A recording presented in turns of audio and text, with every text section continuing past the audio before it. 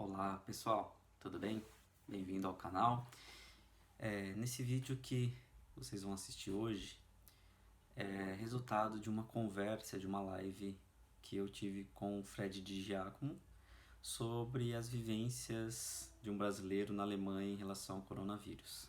Tá? Então eu espero que vocês gostem, que seja interessante e aproveitem esse momento para pedir para vocês se inscreverem aqui no canal, deixar um like, curte, que a gente sempre está trazendo novos vídeos, tá bom? Um abraço e curtam! Olá, Fred, que prazer. Tô prazer é o descabelado meu, aqui. descabelado. Que horas Obrigado são na pelo Alemanha, convite. Fred? São 10 da noite. 10 da noite? Exatamente, são 5 horas na frente. Bacana. Saudade, Fred. Saudades, pô. Faz tempo que a gente não se fez pessoalmente, né? Pois é, janeiro, pô. Só pelas livezinhas.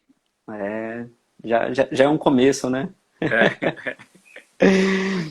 Ô, Fred, primeiramente gostaria de estar agradecendo, né, a sua participação, o seu convite. O pessoal tá entrando para acompanhar a nossa live, né? Eu sempre comento muito, sempre falo bastante das suas experiências, principalmente das questões culturais, de sociedade, das mudanças, né? Você que fez, né, que tem essa experiência em outro país. E esses dias eu estava conversando, inclusive, com os alunos e discutindo sobre as diferentes visões, né, de sociedade, de país em relação à questão do coronavírus, né? E aí você, de pronto, aceitou esse convite, e a gente poder discutir um pouco, né? E nós Sim, estamos uma honra. aqui, né? Dois penapolenses de nascença.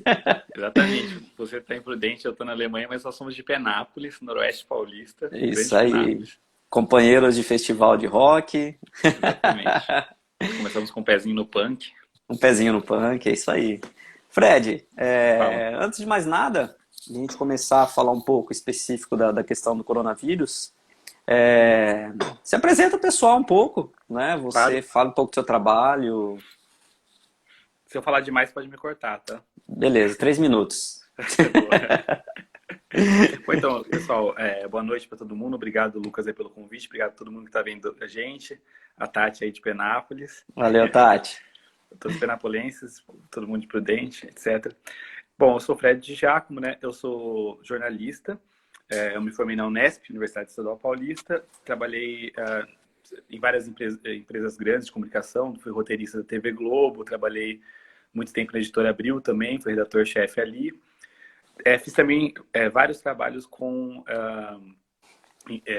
organizações mais alternativas de jornalismo, por exemplo, a É Nós, que dava aula de jornalismo para jovens de favela e periferia, né, em São Paulo. A Em Movimento, que é outra ONG que também trabalha com jornalismo e jovens de bairros periféricos. E hoje em dia eu estou fazendo, inclusive, uma cobertura sobre o coronavírus nas favelas do Rio de Janeiro com o Data Lab. Né? Ah, Então, o legal. pessoal, os repórteres estão nas favelas do Rio de Janeiro, no Complexo da Maré, outros lugares, e eu, da Alemanha, edito os textos deles, coordeno, etc. A gente tem publicado várias dessas coberturas, inclusive sobre saúde mental, já teve uma matéria no UOL. Ah, E, show. e paralelo a essa minha carreira como jornalista, sim, eu também sou escritor, né, de ficção, tenho livros de jornalismo, mas também livros de ficção. E meu primeiro romance saiu em 2018, chama Desamparo. É baseado na história da colonização do Oeste Paulista, Penápolis, Prudente, Araçatuba, etc. Né? E ele foi finalista do Prêmio São Paulo, que é um dos maiores prêmios de literatura aí, em 2018. E tô indo na Alemanha há 2 anos, né? A minha companheira ganhou uma bolsa de estudos do governo alemão. E então, eu tô aqui há 2 anos e já morei aqui entre 2013 e 2014 também. Então, no total, vamos dar uns 3 anos aí que eu de Alemanha. Legal. Bom, Fred, obrigado pela sua apresentação. Vou falar rapidamente, tem pessoas aqui entrando. Meu nome é Lucas Bondes Álvares, sou psicólogo, professor da UnoEste, mestre em Educação na Saúde, doutorando, olha eu já querendo ser doutor, doutorando em Psicologia pela Unesp e também trabalho bastante na área da saúde, com Psicologia da Saúde, Saúde Pública. Então, sem dúvida, eu acho que a gente vai trocar uma ideia legal aqui, Fred. Fred, o que Legal. está acontecendo aí na Alemanha, Fred? Conta um pouco da sua experiência com coronavírus, enquanto brasileiro na Alemanha. Cara, assim, a Alemanha, essa semana, está tendo uma abertura, né? Que eles chamam uma abertura aí lenta e gradual, mas os casos de coronavírus começaram a aparecer na Alemanha antes do Brasil. Inclusive, eu estava no Brasil, eu fui para o Brasil em janeiro, eu passei janeiro e fevereiro no Brasil. E na época ainda não tinha nenhum caso confirmado, né? O primeiro caso confirmado no Brasil é 26 de fevereiro, né? E a Alemanha já estava tendo alguns casos, não chegou antes, na esteira ali da Itália, né? De alguns países foram bem castigados. Só que a Alemanha, ao contrário da Itália, da Espanha, da Inglaterra e da França, então, todos os maiores países da Europa, fora a Alemanha, foram muito castigados pelo coronavírus, né? Sem números absolutos de morte nesses países, na taxa dos 15 mil, 20 mil mortos, né? E a Alemanha nunca perdeu o controle, vamos dizer assim. Então, você perguntou o que está acontecendo na Alemanha, né? O coronavírus chegou na Alemanha junto com os outros países da Europa, né? Foi o segundo lugar que mais teve coronavírus, foi a Europa depois da China, né? Só que a Alemanha até hoje teve 6 mil mortos, né? Então, você pega o Brasil, que chegou depois, já está com 5 mil, né? E tem uma taxa de fatalidade muito baixa, assim, são 3,9% de mortos. E paralelo a isso, ela adotou um isolamento social muito rápido. Tipo, os alemães sempre levaram a sério o corona, vamos dizer assim. Nunca acharam que era só uma gripezinha. Mas então, como eles levaram a sério desde o começo, eles não precisaram radicalizar tanto. Então, não foi que nem a Itália e a Espanha, que você estava proibido de sair de casa, senão a polícia te dava uma multa. Isso aconteceu literalmente, né, na Itália e na Espanha. Na Alemanha, você tem restrições. Então, por exemplo, o comércio fechou. Os restaurantes podiam só delivery ou você pegar comida para levar para casa. Isso Mas quando tinha identificado quantos casos, Fred? putz, o número exato de casos, eu não lembro, mas eu lembro que estava na faixa de mortes, acho que quando a gente estava mais ou menos, putz, eu não lembro, cara, acho que umas, talvez 1.000 mortes. Faz 40, vamos fazer assim, faz 46 dias que eu estou em casa, 46, 47. Então, é mais ou menos por aí que começou esse... Só que mas tem uma coisa só importante de falar. A Alemanha é uma república federativa de verdade, então os estados têm autonomia. O primeiro lugar para ter casos aqui foi a Baviera, né? E lá começa um isolamento antecipado também, entendeu? Então, assim, cada um dos estados da Alemanha tem suas regras e o governo federal ele faz recomendações do que deve ser feito. Mas é isso, assim, por exemplo, até hoje aqui na Alemanha você pode sair, você e sua família podem dar uma volta. Nunca teve essa coisa de não poder sair de casa 100% proibido, tal, porque senão a polícia te prende, entendeu? Aham. Tá. Fred, tem uma questão importante que eu estava assistindo, né, lendo uma matéria outro dia, que colocou que a Alemanha ela identificou o número zero, né, do vírus. Ela conseguiu identificar exatamente a pessoa que trouxe. Então, teve uma inteligência da saúde, vamos assim dizer, no sentido do rastreamento desse caso, né? Gostaria que você falasse disso e outra coisa, outro ponto que você gostaria que você colocasse. Bom, você é brasileiro, né? Você tem família aqui, os amigos, enfim. E é muito perceptível essa questão do quanto que aqui no Brasil ainda é um assunto que a gente ainda está na fase de levar isso a sério ou não. Né? Nós estamos aí há um longo período com essa questão do coronavírus, né?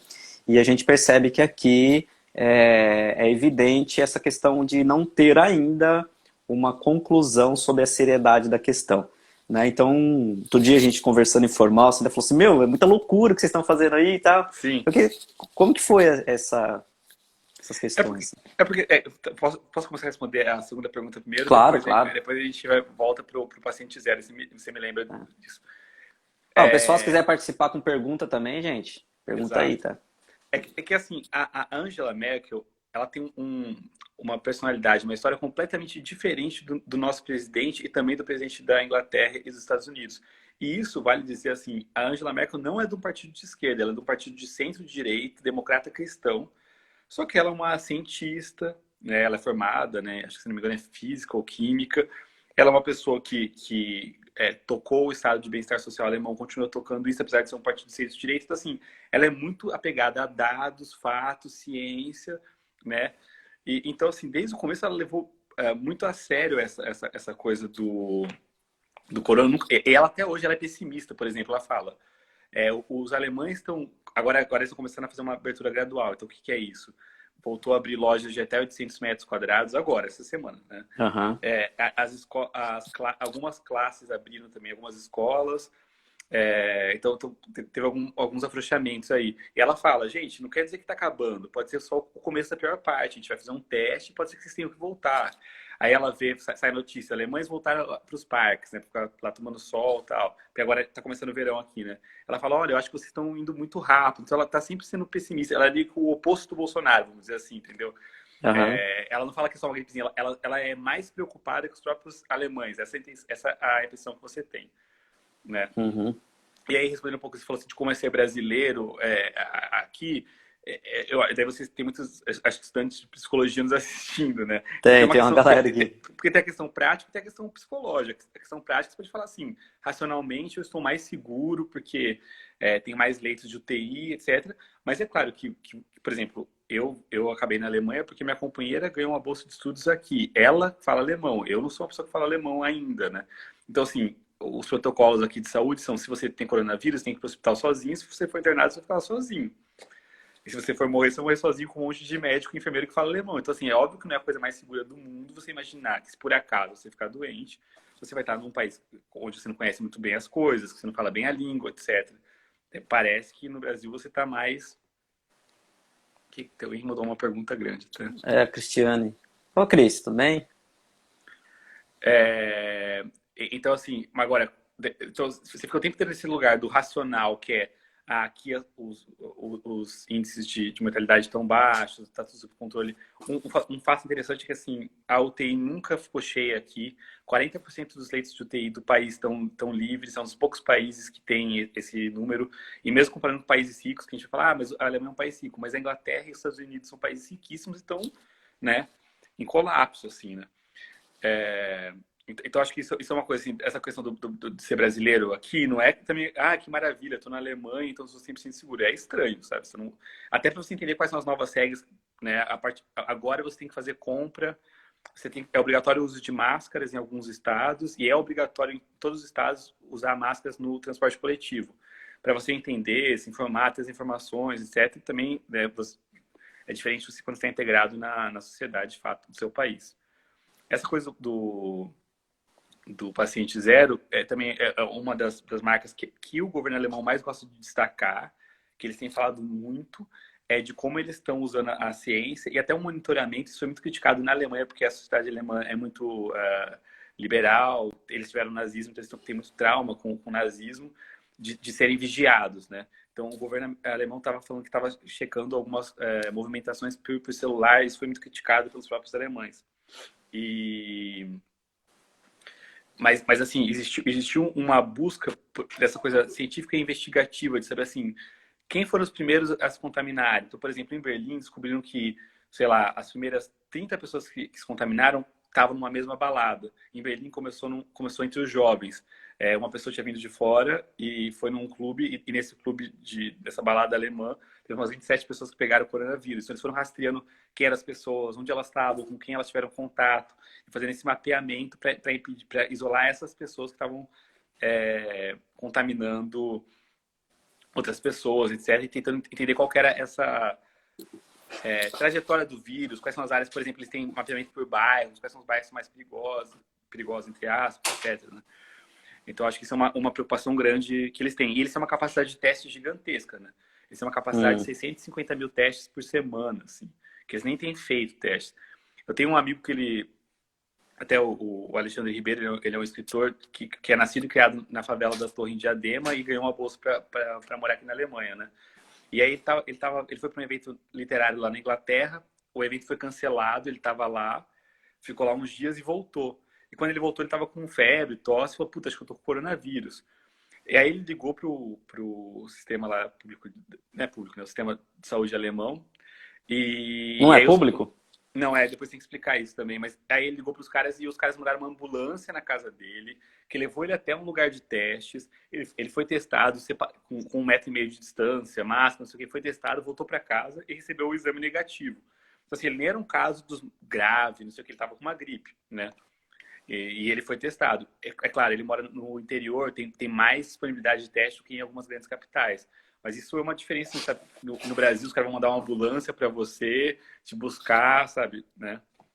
Acho que tem uma questão importante aí, Fred, que eu acho que é legal a gente pensar também a questão aqui no Brasil, né, dentro dessa perspectiva da testagem, porque Sim. evidencia muito essa questão da não testagem aqui, o que nós temos, por enquanto, talvez isso venha a se alterar, mas nós não temos os dados reais. O que nós temos aqui de real são os casos graves ou mais graves, né? O caso que está lá no hospital. E me parece que os países que conseguiram diminuir a taxa de mortalidade, conseguiram não, vamos dizer assim, sobrecarregar o sistema de saúde, foram exatamente os países, como a Alemanha, que não esperou a testagem em casos só graves, Só graves. ou não, né? Ou seja, é importante entender a real situação do vírus dentro de uma sociedade. Parece que isso diferencia muito, né, da Alemanha aqui do Brasil, né? Até porque o coronavírus tem essa coisa que é uma doença traiçoeira, né? Porque 80% das pessoas não têm sintomas graves, e acho que até claro que essas estatísticas estão variando ainda porque é uma doença muito nova, mas Sim. acho que 50% das pessoas nem percebem que estão gripadas, não estão doentes, né? E essas pessoas contaminam muita gente, né? Tem até uns estudos que são até os que mais contaminam, que a carga viral é maior.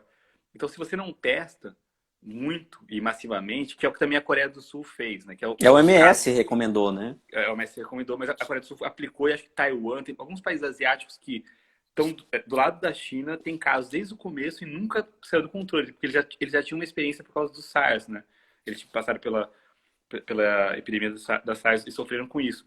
Então, assim, essa coisa de você testar preventivamente e identificar quem são os assintomáticos é muito importante, né? E isso a Alemanha tem feito. E daí também entra uma coisa da indústria médica da alemã, né? A indústria de farmácia, que várias marcas que a gente conhece famosas são alemãs, que tem uma capacidade de produção de testes muito grande, não são importados, eles produzem reagentes, etc, etc. Então tem uma capacidade de teste realmente gigantesca. E essa coisa do sistema de saúde, que é isso, cara. Os alemães falam, hoje em dia eles têm mais leito vago, hoje, no meio da crise e tal, de UTI do que a Itália tem no país inteiro.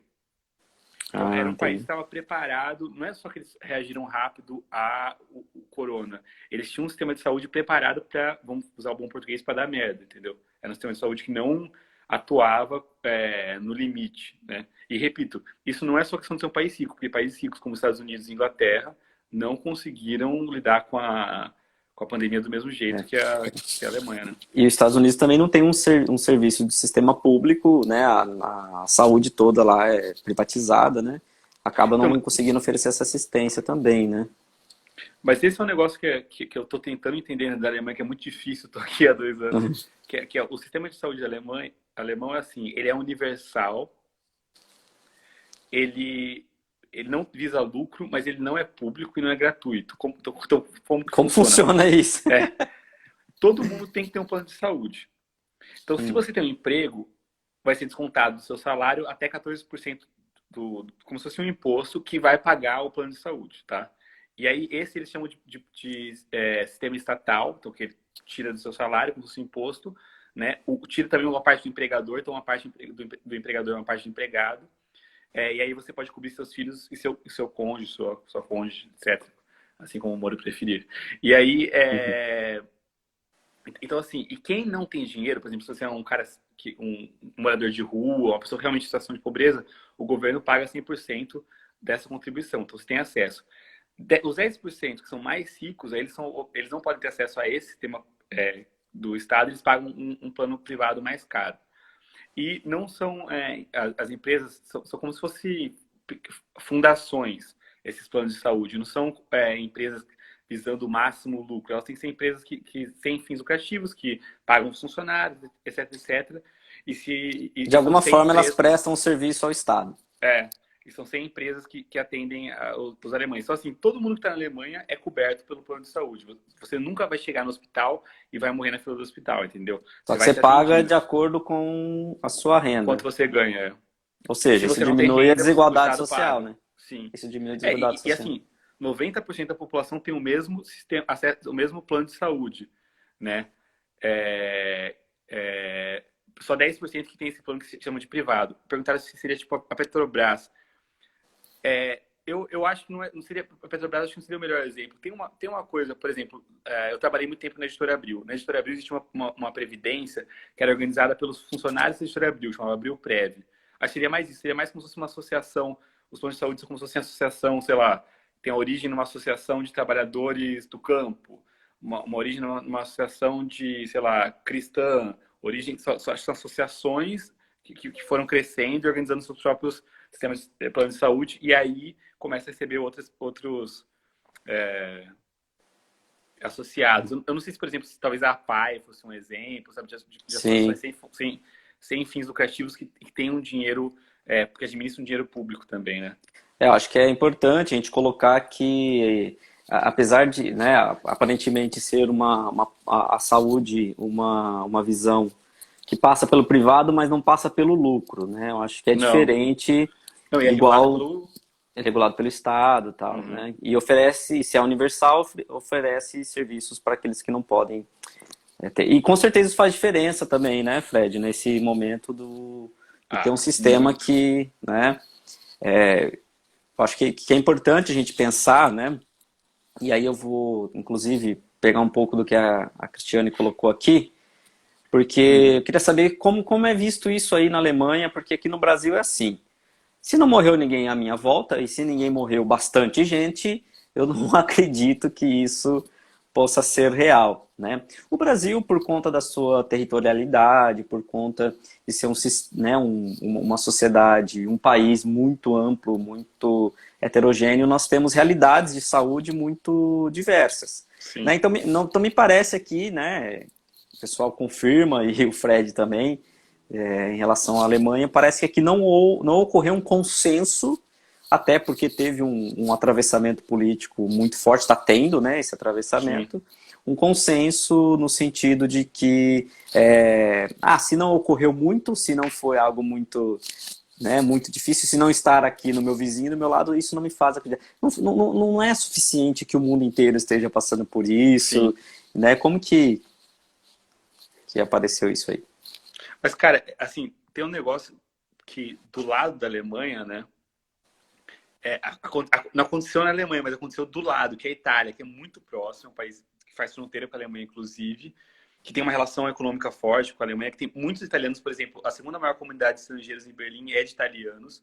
E, cara, a Itália foi um dos países, acho que foi o país, né, mais arrasado, assim, agora é os Estados Unidos, né? Sim. Mas proporcionalmente aconteceu no norte da Itália, assim, o negócio de gente morta ficando 3 dias em casa, falta de... Tá acontecendo no norte do Brasil isso, né? Sim. No Amazonas e no Pará. De você ficar com cova coletiva, etc. Então, aconteceu bem do lado da Alemanha, para dar esse exemplo.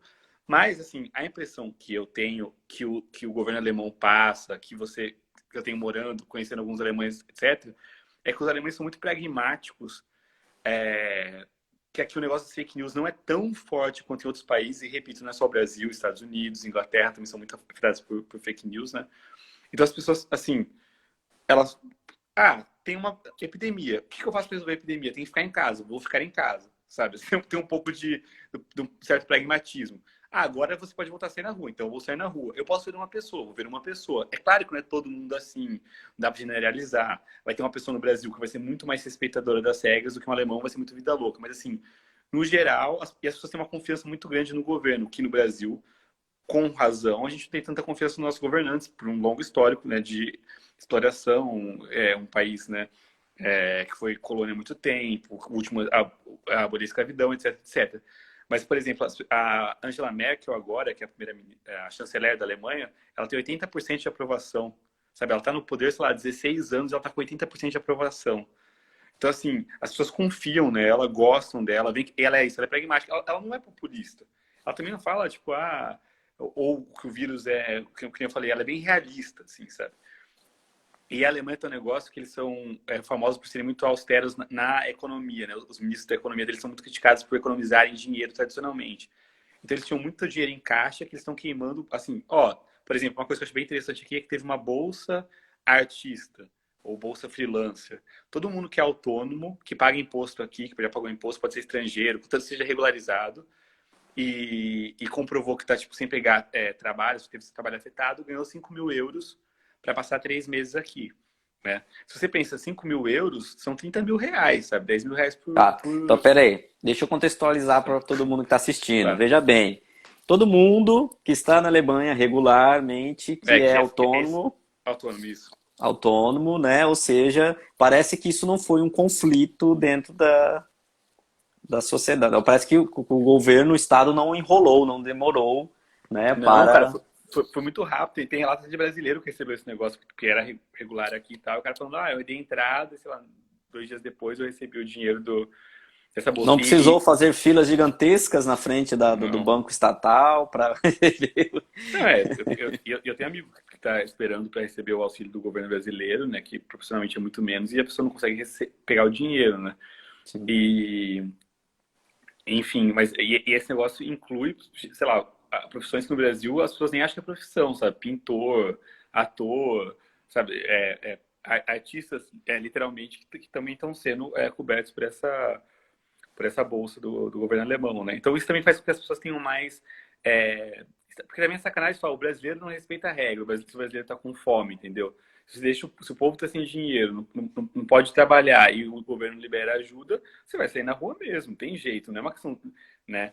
Agora, existe uma estratégia aqui de não deixar ninguém passando fome, né? Sim, sim.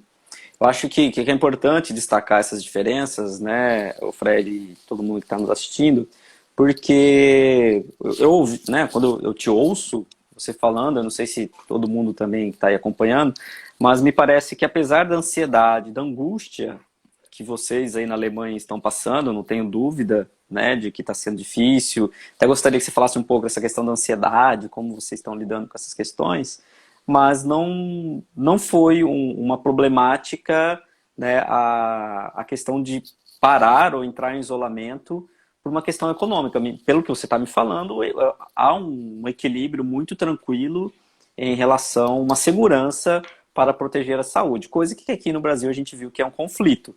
Né? Nós separamos saúde e economia e estamos, né, lutando, alguém tentando entender ou olhar e dar valor de uma forma do que seria mais importante. Você falando, parece que a Alemanha, o Estado alemão disse, não, relaxem, né, nós vamos superar isso, temos um sistema de saúde, vamos agir antecipadamente e, pela realidade socioeconômica da Alemanha, financeiramente garantir a sua população, né?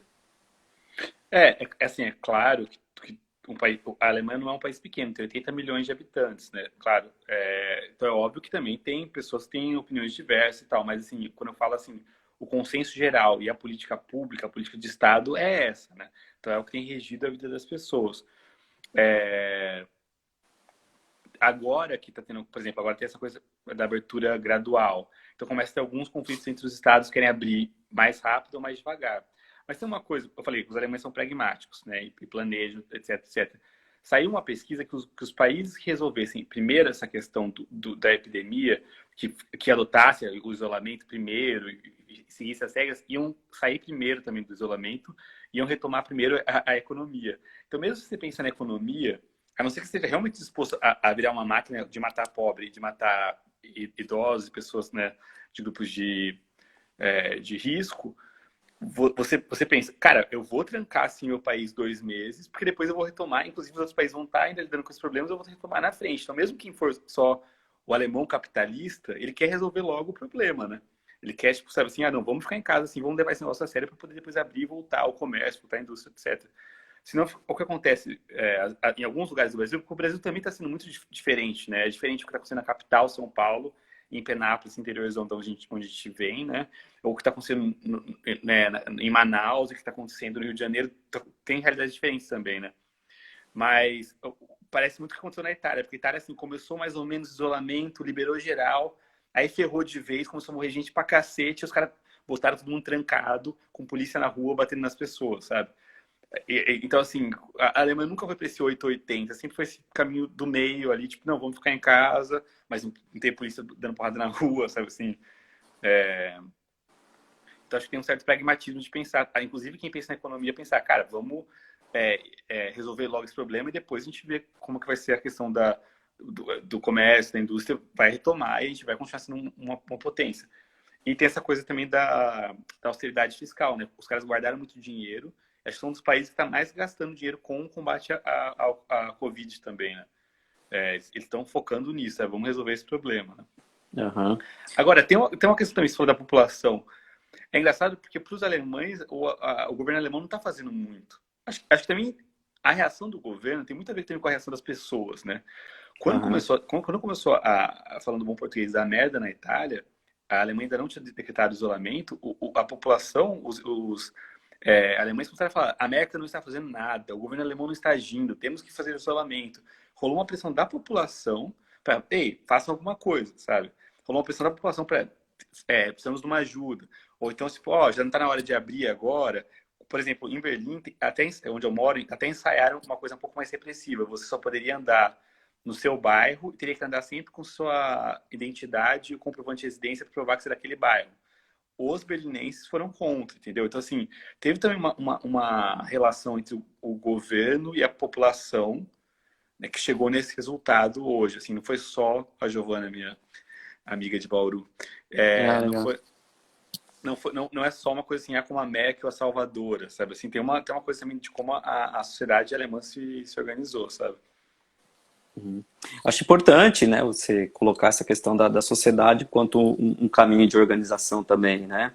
Que é algo que a gente percebe um pouco de dificuldade aqui no Brasil, por conta, acho que até dessa polarização de ideias, né, Fred? É que nem você disse, é natural ter divergências, é natural ter essas diferenças distintas, né? Você até comentou, essa semana a gente estava conversando sobre que teve um movimento, né, manifestações também aí na Alemanha, pedindo esse retorno aberto, total, geral, né?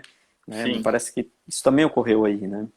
Então, eu preciso até dar uma pesquisada, porque o que aconteceu, só para todo mundo saber. Essa semana, em Berlim, tiveram mil manifestantes que foram para as ruas pedir para que tivesse uma abertura geral, porque ia ter essa abertura gradual e tal. Só que me parece, estou falando uma coisa aqui, pode ser que esteja falando besteira, então vamos depois procurar a notícia e confirmar a informação.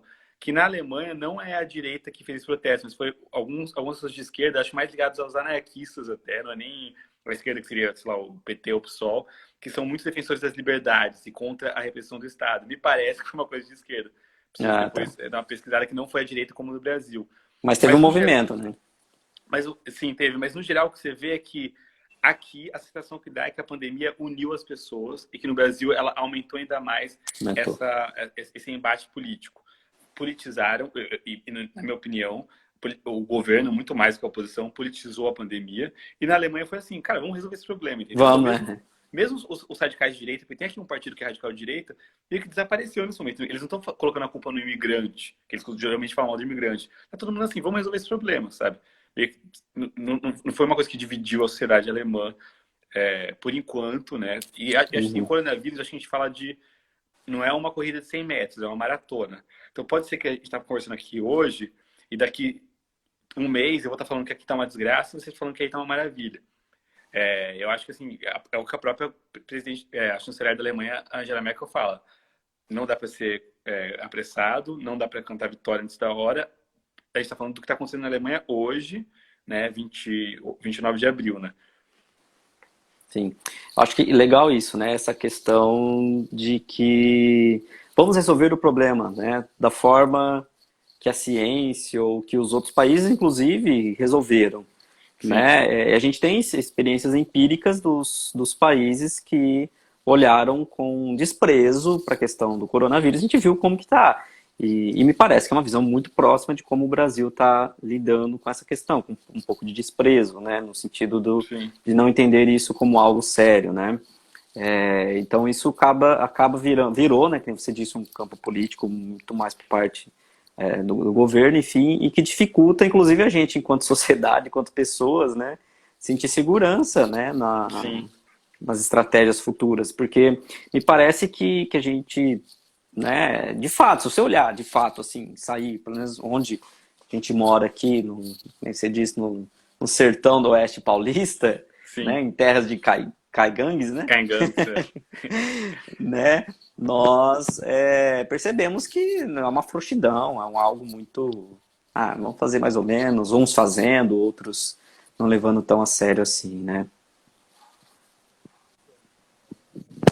Mas o Brasil, cara, é duro porque me parece, pelos relatos que eu tenho ouvido, pela cobertura que eu tenho feito, etc., que algumas cidades, por exemplo, São Paulo e Rio de Janeiro, estão levando mais a sério do que outras cidades, como, por exemplo, o estado inteiro de Santa Catarina, né? Também é Uhum. difícil de generalizar o Brasil. Agora, o problema é que como o trânsito no país continua liberado, não adianta nada, sei lá, o É, Rio de Janeiro fechar tudo, Santa Catarina não, e você tem esse trânsito o tempo inteiro entre as duas, né, cidades. Mas, assim, tem alguns lugares do Brasil que estão fazendo o que meio que tem que ser feito, assim, né? O comércio sim, de São sim, Paulo oficialmente está fechado, né? sim. Então, não é muito diferente do que a Alemanha fez, entendeu? Agora também tem uma coisa da Aham. adesão da população. Me parece que uma parte da população brasileira não acredita no coronavírus, sabe? Sim. E já tem lugares que você vê pilha de caixão no Brasil, sabe? É difícil, né? O que você falou. Parece que a pessoa precisa que morra algum parente para ela acreditar que a gente está passando por essa situação.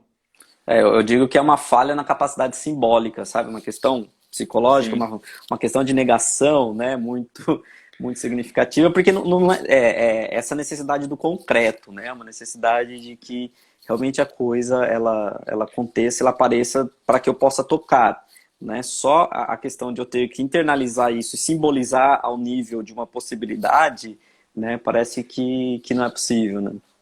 mas também me parece que os países que estavam mais influenciados já antes do coronavírus por fake news, por informação de Facebook, WhatsApp, com essa polarização muito grande de política, com as questões, sabe assim, vídeos de youtubers muito radicais, porque eu tenho falado muito dos Estados Unidos e da Inglaterra, para colocar um paralelo, para não falar, só o Brasil, como o Brasil é terceiro mundo, estamos fodidos. E assim, você vê o Uruguai, por exemplo, não está na mesma situação que o Brasil, é um país da América do Sul, pequeno, etc., mas que não está nessa situação.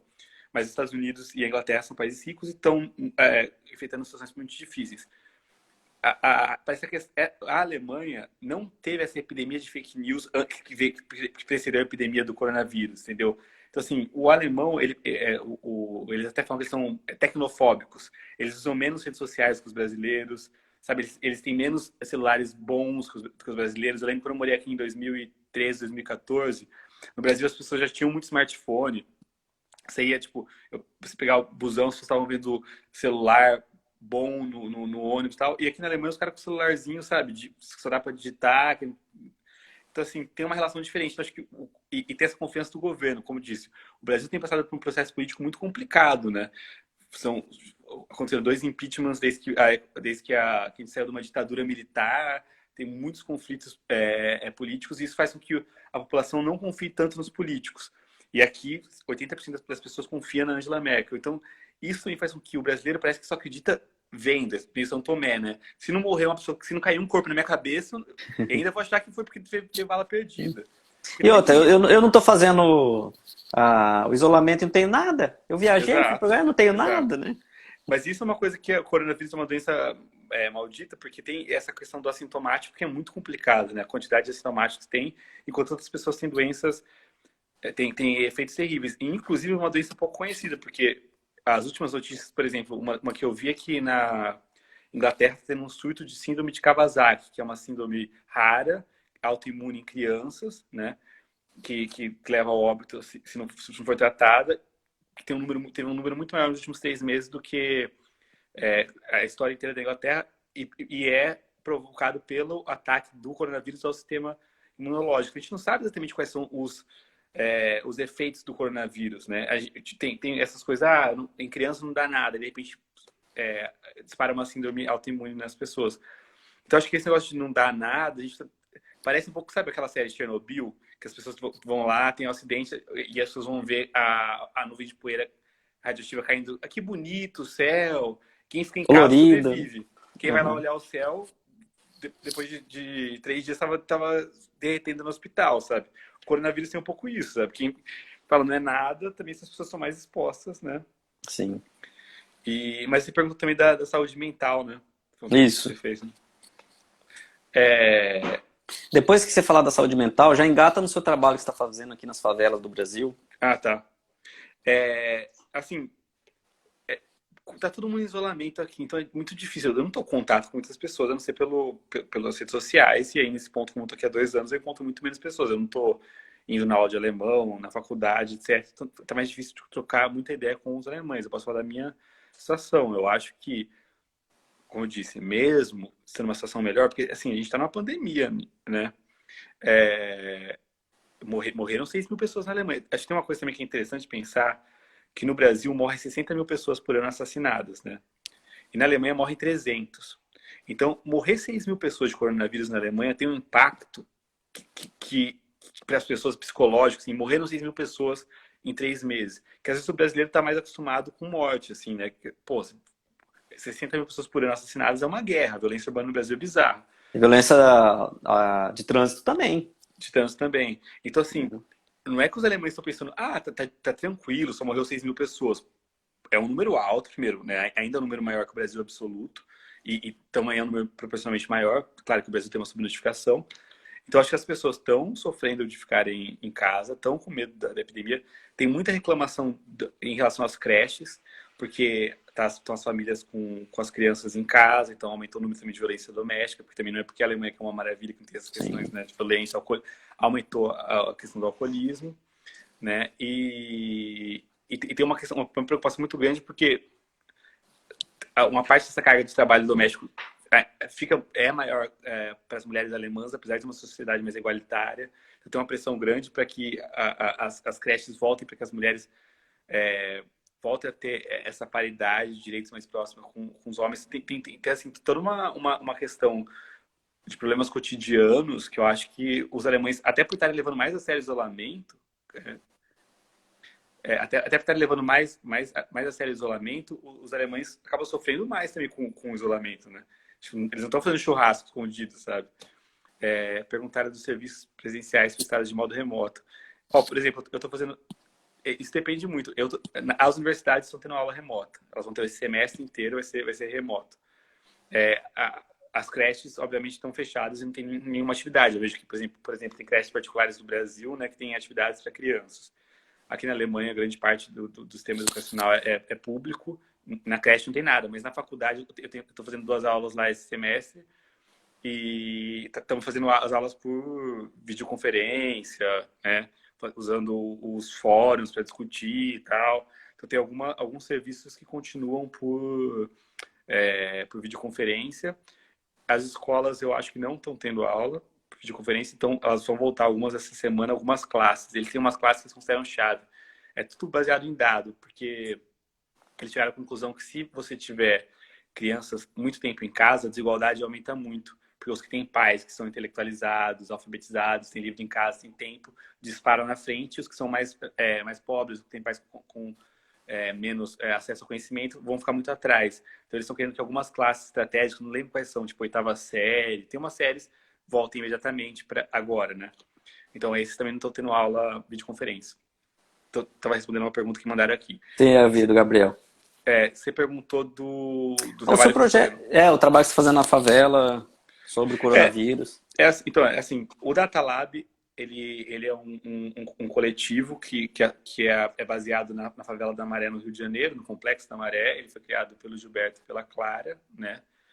O foco dele são reportagens, narrativas visuais baseadas em dados, né? Então, eles trabalham muito com infográfico, estatística e tal, e território. Então, é foco em periferia, principalmente as periferias das favelas do Rio de Janeiro. Eles têm vários repórteres, colaboradores que estão no subúrbio, nas favelas, etc., do Rio de Janeiro. E aí, eles estavam precisando de alguém para editar os textos dos repórteres, porque eles conseguiram, junto com mais 3 organizações, que é a Asmina, que cobre gênero, né? Gênero e número, cobre gênero e dados. E a Nós, onde eu já trabalhei também, que também é uma associação focada em periferia e jornalismo, eles conseguiram um dinheiro, acho que da Open Society, né, para financiar uma cobertura de coronavírus com esse recorte: gênero, raça e território. E a gente tem produzido 3 grandes reportagens assim por semana, então um ritmo bem intenso para uma equipe pequena, né? E tratando de temas, por exemplo, como que está a questão da saúde mental nas periferias. Então, os CAPs estão atendendo, está tendo algum tipo de atendimento à distância. O Gabriel, né, perguntou como estava o atendimento à distância. Tal. Por exemplo, eu tenho uma cunhada aqui na Alemanha que trabalha como psicóloga. E ela atende pessoas que estão numa situação bem complicada, assim, né? Alguns casos, eu não sei qual é o termo técnico, mas são alguns casos mais precisam de cuidados mais diários ali, né? E aí ela continua fazendo atendimento, sabe? Tem uma parte que virou por videoconferência, uma parte que tem que continuar sendo presencial.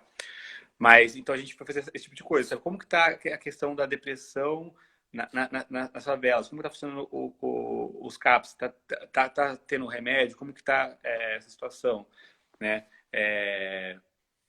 A falta d'água, né? Porque tem uma coisa assim, as pessoas falam, cara, a principal coisa é lavar a mão. É muito simples. Todo mundo tem água e sabão em casa. Pô, no Brasil não tem, né, cara? Tem muita gente que não tem Exatamente. água. E aí os caras estavam contando, por exemplo, uma história uma reportagem que eu estava editando essa semana.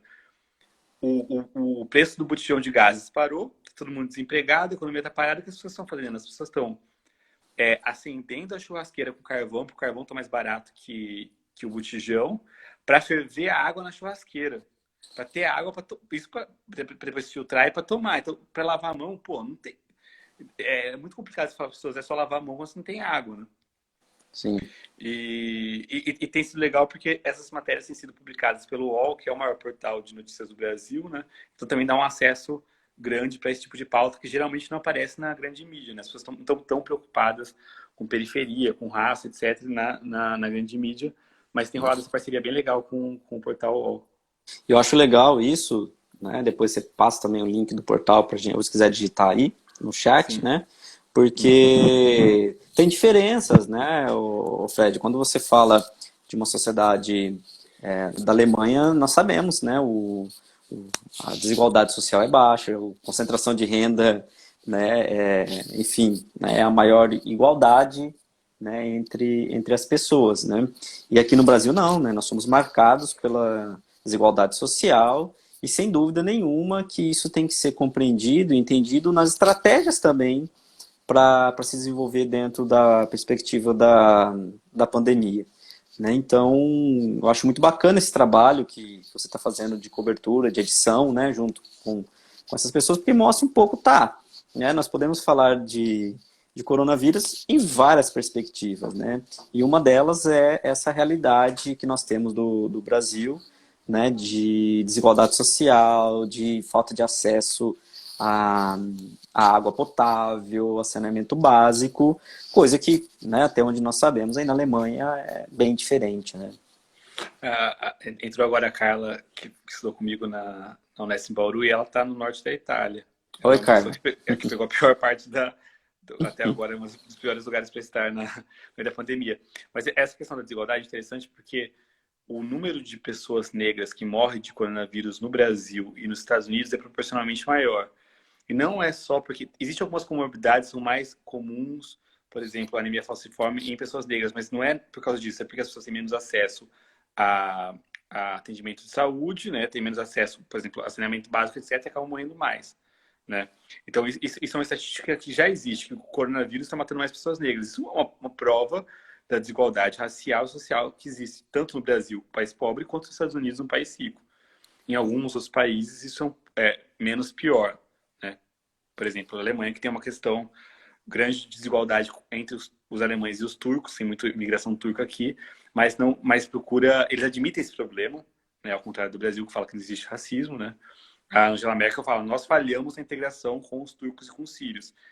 Ao contrário do Brasil, que fala que acabou o racismo no Brasil, né? Uhum. Porque sei lá, o presidente decidiu que acabou. Então assim, essa cobertura que a gente tem feito, tem tentado mostrar que essa desigualdade influencia em como você vai tratar a doença, nas medidas que vão ser tomadas no Brasil. Por exemplo, uma coisa que eu acho dramática é assim, quem trouxe a epidemia para o Brasil foram as pessoas muito ricas, né? Que estavam passando férias na Itália, etc. E a primeira pessoa que morreu no Brasil, as duas primeiras pessoas que morreram foi uma empregada doméstica e um porteiro. E empregado doméstico e porteiro são pessoas que trabalham normalmente para pessoas mais ricas, né? E aquela, por exemplo, no aniversário da Pugliese, todo mundo pegou coronavírus e ninguém morreu, porque tiveram um bom atendimento. Então é complicado, não é só uma questão de Sim. comorbidades, de idade, etc. É uma questão de acesso que você tem ao tratamento, né? E aí eu aproveito, Fred, para recomendar leitura, e o pessoal também está assistindo, tem um texto que chama Os Determinantes Sociais na Saúde, do Pellegrini e do Buss, né? Uhum. E eles trabalham nesse texto exatamente a relação com a produção de saúde e com o adoecimento das pessoas a partir desses determinantes. Os Sim, determinantes macroeconômicos, macropolíticos, né?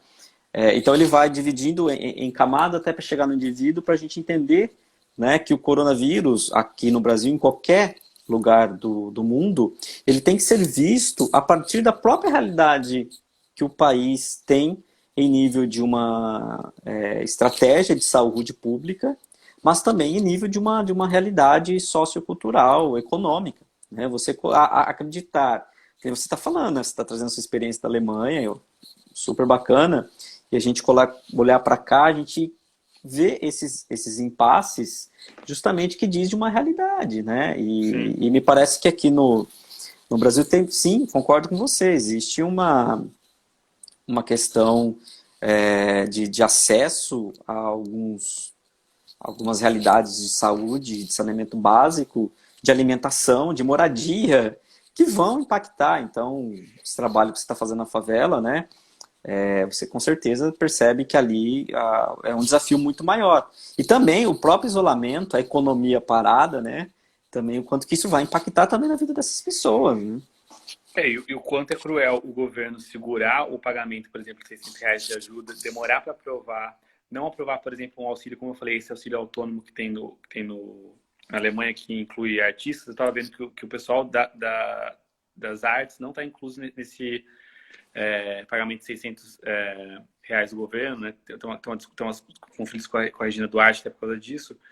Mas assim, você acaba empurrando as pessoas para voltarem a trabalhar, né?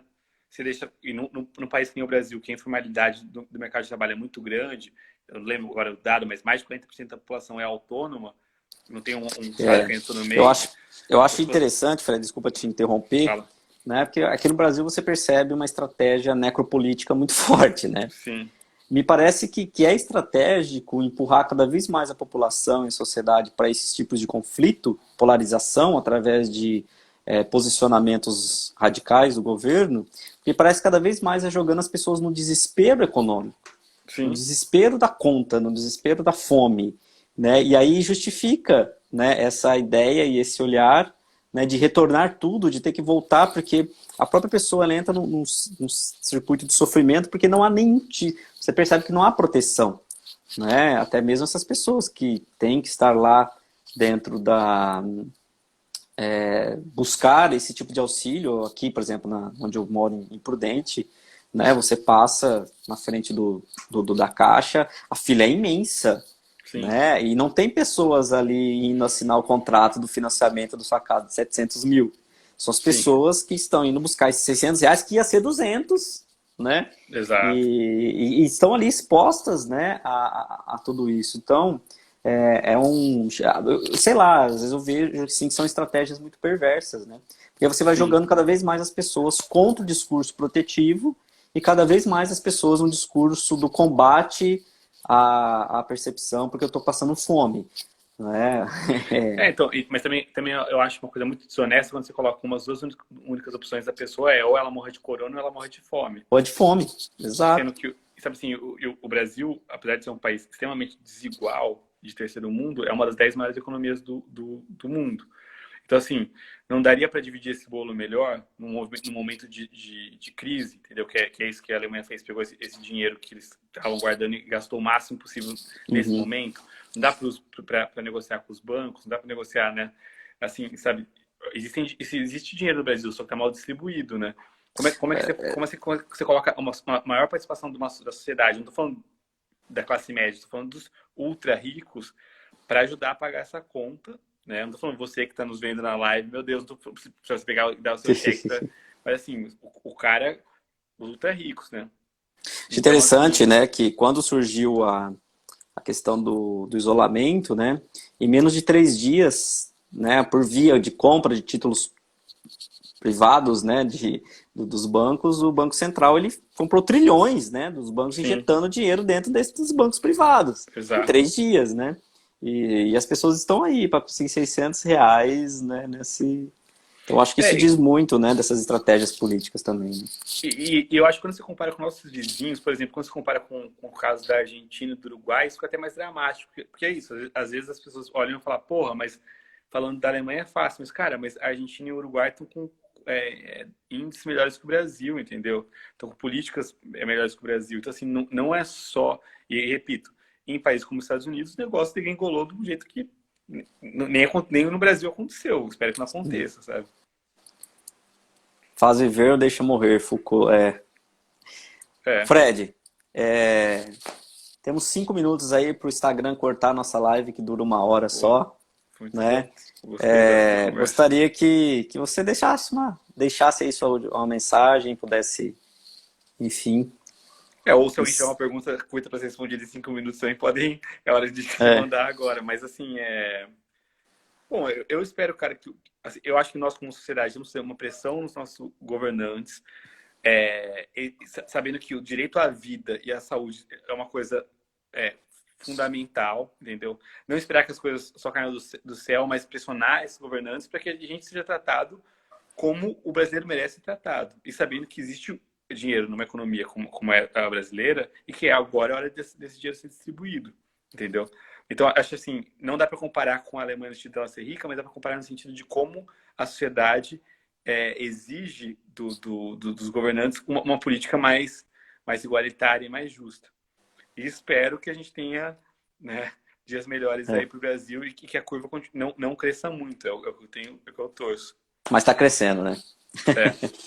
E aí, quem puder entrar, conferir nossa cobertura do coronavírus nas favelas do Rio de Janeiro, datalab.com.br É ou Bemudo ou Labê mesmo? Lab, com E. Ladê, Data La- Ladê. Lab, de laboratório. Data Lab. E várias dessas matérias estão sendo publicadas pelo UOL no ECOA, no Altab e tal. Então, tem bastante coisa legal lá. Um abraço aí pro Bacana. Scout, que eu vou entrar também. Legal. Fred, mais uma vez, muito obrigado, meu amigo. Obrigado, Lucas. Foi um prazer, né? Sem dúvida que você trouxe aí uma experiência pra gente significativa, um bate-papo legal. Gostaria de agradecer também todo mundo que participou dessa live, né? Eu vou disponibilizar ela lá no canal do YouTube, né? Eu tenho um canal que chama Professor Lucas Álvares, se vocês quiserem seguir. Eu vou disponibilizar lá, Fred, para que as pessoas consigam, né, tá acessando essa conversa durante Legal. tempo aí. Mas muito obrigado a todos, valeu, Fred, Pô, saudade. obrigadão a todo mundo que nos viu. Obrigado, Lucas. Saudades também. Depois a gente vai ver a nossa live com cerveja. É isso aí, domingão, né? Boa. Tchau, Falou, pessoal. Fred, um abraço. Até Falou. mais, gente. Tchau, tchau.